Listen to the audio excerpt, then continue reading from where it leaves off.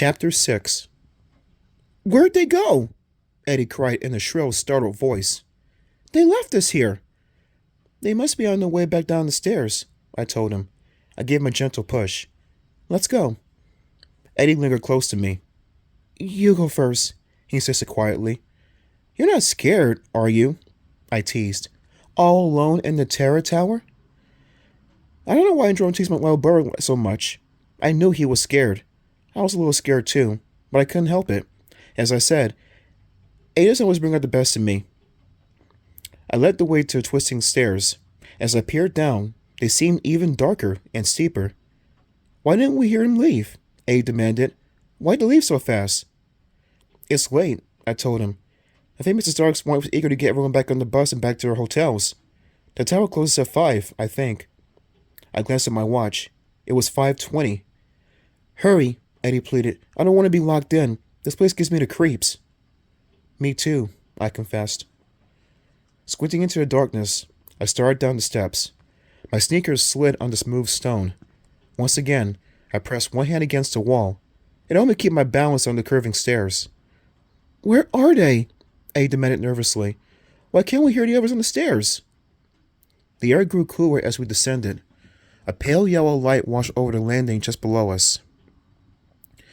My hand swept through to something soft and sticky. Cobwebs. Yuck. I could hear Eddie's rapid breathing behind me. "The bus will wait for us," I told him. "Just stay calm. Mrs. Starks won't drive up without us." "Is anybody down there?" Eddie screamed. "Can anybody hear me?" His shrill voice echoed down the narrow stone stairwell. No reply. "Where are the guards?" Eddie demanded.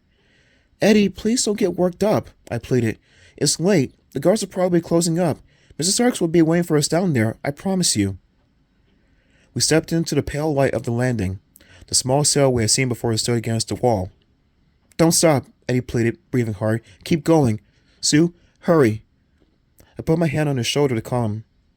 "Eddie, we'll be fine," I said soothingly. "We're almost down to the ground." "But look," Eddie protested. He pointed frantically. I saw at once what was troubling him. There were 2 stairways leading down, one to the left of the cell and one to the right. "That's strange," I uttered, glancing from one to the other. "I don't remember a second stairwell." Which was the right one?" he stammered. I hesitated. "I'm not sure," I replied. I stepped over to the one on the right and peered down. I couldn't see very far because it curved so sharply. "Which one? Which one?" Eddie repeated. "I don't think it matters," I told him. "I mean, they both lead down, right?"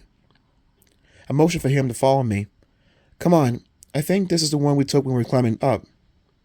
I took one step down, then stopped. I heard footsteps, heavy footsteps, coming up the stairs. Eddie grabbed my hand. "Who's that?" he whispered. "Probably Mr. Starks," I told him. "He must be coming back up to get us." Eddie breathed a long sigh of relief. "Mr. Starks? Is that you?" I called down. Silence, except for the approaching footsteps. "Mr. Starks?" I called in a tiny voice. When the dark figure appeared on the stairway below, I could see at once that it wasn't our tour guide. "Oh!" I uttered a startled cry as the huge man in the black cape stepped into view. His face was still hidden in darkness, but his eyes glowed like burning coals as he glared up at Eddie and me from under the black wide-brimmed hat. Is this the way down?" I stammered. He didn't reply. He didn't move. His eyes burned into mine. I struggled to see his face, but he kept it hidden in the shadow of the hat, pulled low over his forehead. I took a deep breath and tried again. "We got separated from our group," I said. "They must be waiting for us. Is this the way down?" Again, he didn't reply. He glared up at us menacingly. "He's so big," I realized. "He blocks the entire stairway."